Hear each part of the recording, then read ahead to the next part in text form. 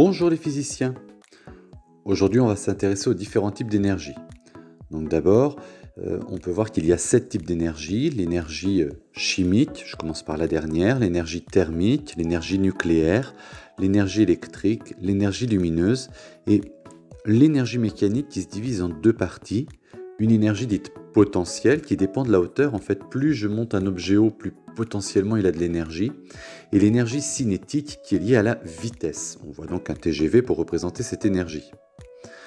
Je vais m'intéresser plus particulièrement à l'énergie électrique et à l'énergie cinétique ensuite. L'énergie électrique E se calcule en faisant la puissance multipliée par le temps. L'énergie est en joules, la puissance en watts et le temps en secondes.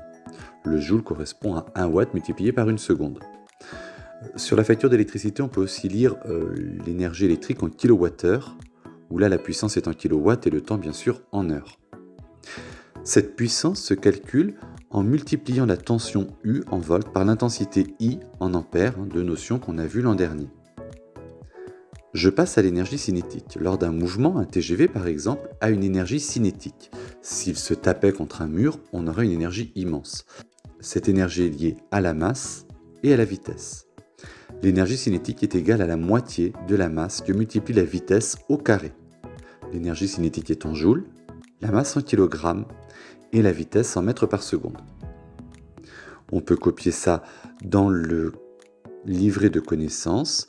On voit ici qu'en fait l'énergie est en joules, J, que l'énergie électrique E est égale à P fois T, la puissance en watts multipliée par le temps en secondes, et que l'énergie cinétique, EC ou énergie de vitesse, est égale à la moitié de la masse multipliée par la vitesse au carré, où la masse est en kilogrammes et la vitesse en mètres par seconde.